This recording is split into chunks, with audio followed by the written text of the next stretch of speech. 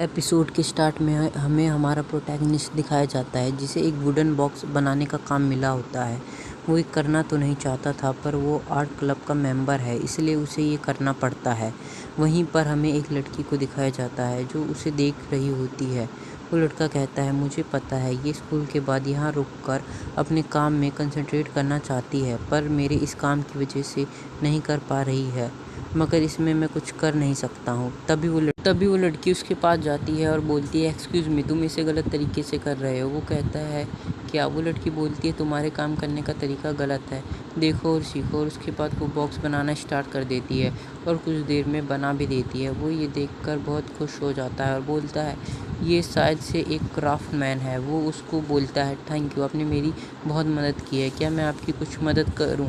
वो लड़की बोलती है, कोई बड़ी बात नहीं है, बॉक्स मैंने बनाया क्योंकि मैं बनाना चाहती थी। वो बोलता है, क्या मैं आपकी स्केच बनाने में मदद कर दूं? अगर आपको स्केच बनाने का मन नहीं हो तो वो अच्छा नहीं बनता है, मैं बना देता हूँ। और वो उसके लिए स्केच बनाना स्टार्ट कर देता है। तभी वो नोटिस करता है ये स्केच बुक थोड़ी अलग है और वो उसे पलट कर देखने की कोशिश करता है। तभी वो लड़की उसके फेस पर पंच कर देती है और बोलती है, किसी से बिना पूछे उसकी चीज़ नहीं देखनी चाहिए।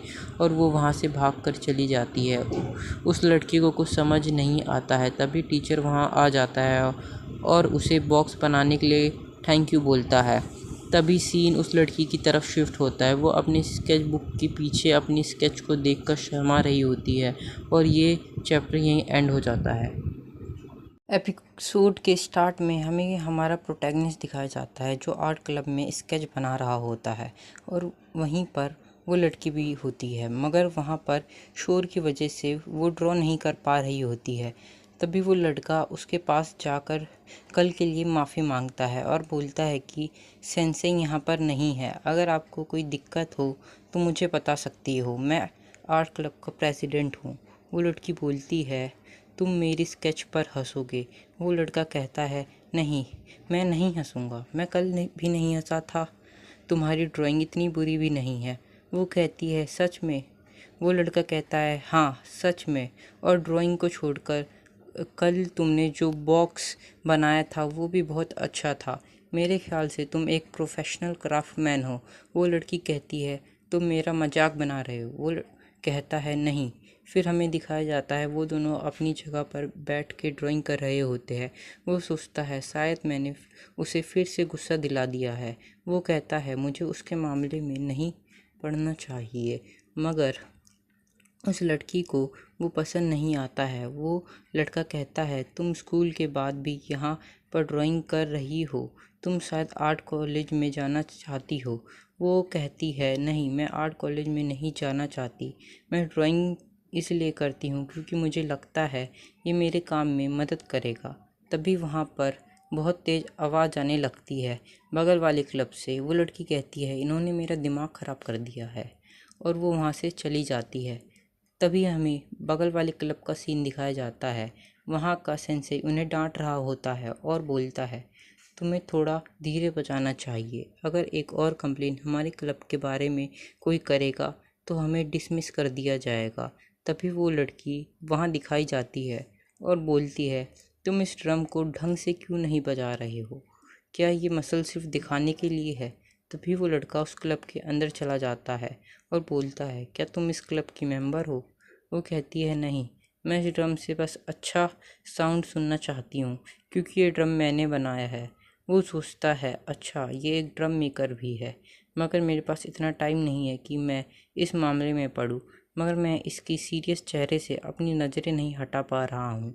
और ये यहीं पर चैप्टर एंड हो जाता है। एपिसोड के स्टार्ट में फिर से उसी लड़के को दिखाया जाता है और वो आर्ट क्लब में ड्राइंग कर रहा होता है और वहीं पे वो लड़की भी होती है और वो फिर से स्केच नहीं बना पा रही होती है। वो लड़का उसके पास जाता है और बोलता है, तुम्हें वो चीज़ ड्रॉ करनी चाहिए जो तुम्हें बहुत पसंद हो। वो लड़की कहती है, मुझे बहुत पसंद हो। तभी सीन शिफ्ट होता है और हमें एक स्टोर दिखाया जाता है। वो दोनों उस स्टोर के बाहर खड़े होते हैं। लड़का बोर्ड पढ़ता है और बोलता है, एक ड्रम शॉप, प्लीज़ ये मत बोलना ये तुम्हारी जगह है। तभी वो लड़की बोलती है, मैं घर आ गई। वो लड़का भी गेट से अंदर देखने की कोशिश करता है। तभी फ़ोन रिंग होती है। वो लड़की फ़ोन पिक करती है और बात करने के बाद उस लड़के को बोलती है, सॉरी, आज मैं ड्राइंग नहीं कर पाऊँगी, हम किसी और दिन ड्राइंग करेंगे। और वो अपनी ड्रेस चेंज करके ड्रम बनाना स्टार्ट कर देती है। वो लड़का कहता है, क्या मैं ये देख सकता हूँ? मुझे रोज़ रोज़ देखने को नहीं मिलता है। वो लड़की कहती है, हाँ देख सकते हो, पीछे चेयर पे जाकर बैठ जाओ। और फिर वो लड़की ड्रम बनाना स्टार्ट कर देती है और वो लड़का पीछे खड़े होकर उसका स्केच बनाने लगता है। तभी वहाँ पर एक बूढ़ा आदमी आता है और बोलता है, तुम कौन हो? तुम बिना परमिशन के अंदर कैसे आ गए? तभी वो लड़की बोलती है, इसे मैं लेकर आई हूँ। वो आदमी उस लड़की को धीरे बोलने बोलता है और लड़के से बोलता है, तुम्हें क्या चाहिए? तभी वो लड़का सॉरी बोलकर वहाँ से भाग जाता है। रास्ते में जाते हुए वो लड़का बोलता है, अगर मैं थोड़ी देर और वहाँ रहता तो वो आदमी तो मुझे मार ही डालता। तभी उसको रियलाइज़ होता है कि उसने अपनी स्केच बुक वहीं छोड़ दी है। वो लड़का सोचता है, क्या होगा अगर उसने मेरी बुक देख ली तो? तभी शॉप का सीन दिखाया जाता है। वो आदमी बोलता है, स्केच बॉय, इसके स्केच देखने में अच्छे हैं। वो लड़की बोलती है, क्या? वो अपनी स्केच बुक यहाँ भूल गया है, आप किसी की परमिशन के बिना उसकी चीज़ नहीं देख सकते। तभी नेक्स्ट डे का सीन दिखाया जाता है। वो लड़का आर्ट रूम में बैठकर सोच रहा होता है, सब कुछ ख़त्म हो गया, मैंने बस छुपकर उसकी ड्राइंग ही नहीं बनाई, घर पहुंचकर भी उसकी स्केच बनाई। जब वो उसे देखेगी तो वो मेरे बारे में क्या सोचेगी? नहीं, क्या पता वो स्केच बुक के अंदर ना देखे और बिना ओपन किए ही स्केच बुक रिटर्न कर दे। फिर वो आर्ट क्लब से जा रहा होता है और उसी के बारे में सोच रहा होता है। तभी वो लड़की उसके सामने आ जाती है।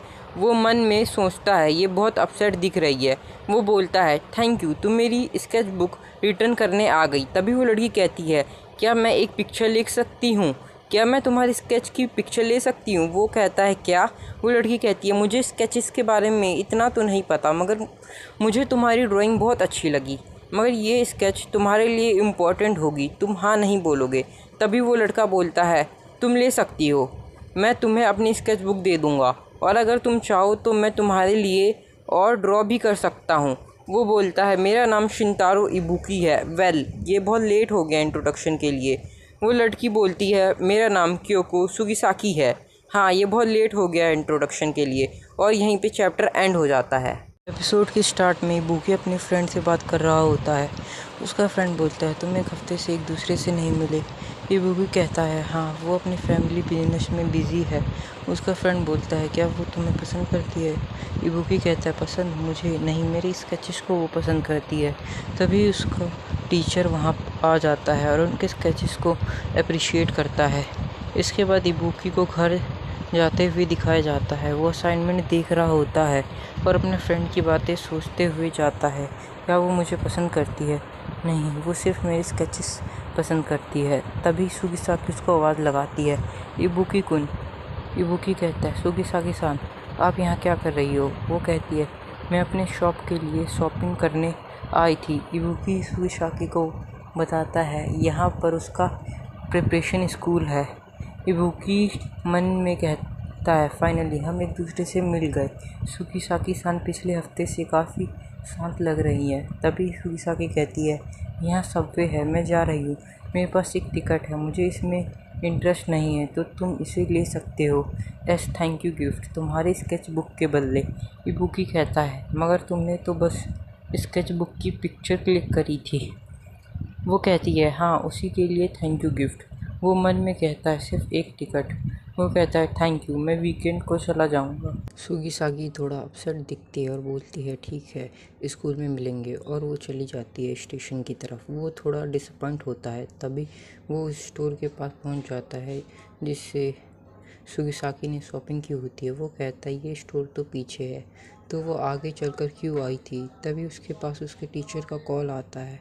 उसका टीचर बोलता है, सुगिसाकी तुम्हारे प्रिपरेशन स्कूल का एड्रेस पूछ रही थी तो मैंने उसे बता दिया। वो सही एड्रेस था ना? कहीं मैंने गलत तो नहीं बता दिया? इबुकी कहता है, नहीं, सही एड्रेस था।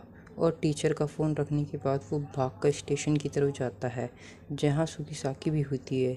वो दोनों आमने सामने आ जाते हैं। इबुकी सुगिसाकी से कुछ बोलता है मगर ट्रेन की आवाज़ से उसकी आवाज़ नहीं सुनाई देती। तभी वो तेज चिल्लाकर बोलता है, क्या तुम भी मेरे साथ एग्जीबिशन देखने चलोगी? सभी लोग उन्हें देखने लगते हैं और फिर सुगिसाकी कहती है, ठीक है। और यहीं पर चैप्टर एंड हो जाता है। एपिसोड के स्टार्ट में सुगिसाकी अपनी एक दोस्त से बात कर रही होती है जिसका नाम हिमारी होता है। हिमारी बोलती है, क्या ये एक डेट है? सुगिसाकी बोलती है, डेट पता नहीं। हिमारी बोलती है, ऐसा बहुत कम होता है। जब तुम मुझे अपने लिए क्लोथ चूज़ करने बोलती हो। वो रोना स्टार्ट कर देती है और बोलती है, जब से हम छोटे हैं तुमसे लड़ाई करती थी और एक फ़ीमेल बॉस की तरह थी, मगर मैं अब तुम्हारे लिए बहुत खुश हूँ। और इसके बाद हिमारी बहुत सारे कपड़े ले आती है और सुगिसाकी को उन्हें ट्राई करने बोलती है और वो लोग बहुत शोर करने लगते हैं। उनकी आवाज़ की वजह से सुगिसाकी की ग्रैंडपा परेशान हो जाते हैं और उन्हें जाकर शांत होने बोलते हैं, मगर जैसे ही वो सुगिसाकी को देखते हैं कुछ बोल नहीं पाते। सुगिसाकी बोलती है, ये सारा मेकअप हिमारी ने मुझ पर कर दिया है। हिमारी बोलती है, ये मेकअप के बाद बहुत सुंदर दिखती है, आप इसे किसी फिल्म एजेंसी से मिलवा सकते हो ग्रैंडपा।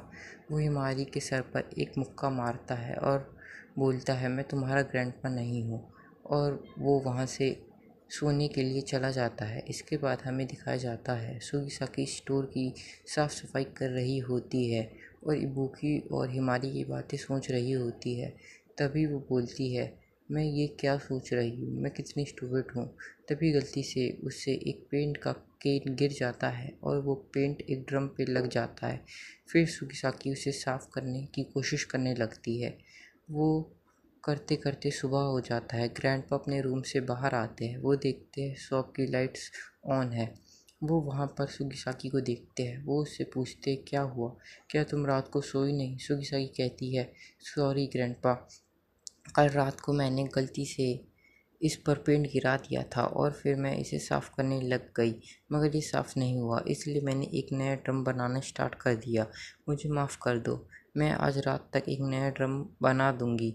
फिर वो कहता है, मगर तुम्हें तो आज कहीं जाना था ना।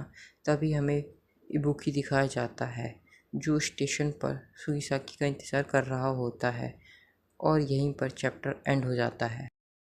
हमें दिखाया जाता है सुगिसाकी हाँफ रही होती है और इबुकी से बोलती है, सॉरी मैं लेट हो गई। इबुकी कहता है, नहीं तुम टाइम पर हो, मगर तुम्हें हुआ क्या है, तुम कुछ ठीक नहीं लग रही हो। सुगिसाकी कहती है, जल्दी चलो वरना हम लेट हो जाएंगे। इबुकी फिर कुछ कह नहीं पाता और बोलता है, ठीक है। वो दोनों वहाँ पहुँच जाते हैं। इबुकी मन में कहता है, मैं इसे देख के बता सकता हूँ इसे कुछ हुआ है, और वहीं पर सुगिसाकी खड़े खड़े सो जाती है। इबुकी कहता है, इसे क्या हुआ है? तभी दिखाया जाता है एक ओल्ड मैन सुगिसाकी को घूर रहा होता है। सुगिसाकी उस पर चिल्लाने लगती है। सभी लोग उसे देखने लगते हैं। इबुकी कहता है, सुगिसाकी सान, आपको क्या हुआ है? ये तो सिर्फ एक पेंटिंग है। सुगिसाकी कहती है, अच्छा एक पेंटिंग, ये तो बहुत अच्छी है। और फिर अजीब अजीब बातें करने लगती है और फिर वो एकदम से उदास हो जाती है और इबुकी को सॉरी बोलती है। मैं बहुत थकी हुई थी, इसलिए मैं हिमारी की दी हुई ड्रेस नहीं पहन पाई। मेरा ध्यान यहाँ नहीं था, इसलिए मैं तुम्हें मुश्किल में डाल दिया। इबुकी कहता है, ऐसा कुछ नहीं है। तभी सुगिसाकी सॉरी बोलकर भागने लगती है। तभी इबुकी कहता है, एक आखिरी जगह जाना है, अगर आपको परेशानी ना हो तो। फिर हम एक ट्री का सीन दिखाया जाता है। वो दोनों वहाँ होते हैं। सुगिसाकी बोलती है, ये ट्री बहुत शानदार है। इबुकी कहता है, ये 400 साल पुराना ट्री है, ये यहाँ पर एडो पीरियड से है। मैं जब भी परेशान होता हूँ मैं यहीं पर आ जाता हूँ, इसी वजह से इस ट्री के पास आने से मेरा दिल खुश हो जाता है। इबुकी कहता है, इस ट्री का नाम जैपनीज जैकवा है और ड्रम भी जैकवा से ही बनते हैं ना, क्या मैं सही हूँ? ये बोलते हुए मैं थोड़ा अजीब लगूंगा, मगर मुझे लगता है जैकवा ट्री में कुछ खास पावर है, इसलिए मैं तुम्हें यहाँ लेकर आया ताकि तुम पर भी ये पावर काम करे। तभी सुगिसाकी कहती है, इबुकी कुन, ये जैकवा नहीं है, ये ओरिएंटल एल्म है। ज़्यादातर लोगों को इनमें गलती हो जाती है, मगर इनके लीव्स में अंतर होता है। ये डेफिनेटली एक ओरिएंटल एल्म ही है। इबुकी कहता है, एल्म, और उसका फेस पूरा रेड हो जाता है। उसका फेस देखकर सुगिसाकी हंसने लगती है और बोलती है, तुम्हारा फेस पूरा रेड हो गया है। और फिर इबुकी भी हंसने लगता है और मन में कहता है, The reason for my blushing changed as soon as I saw her dazzling smile. But if you realize that, will you remain unchanged?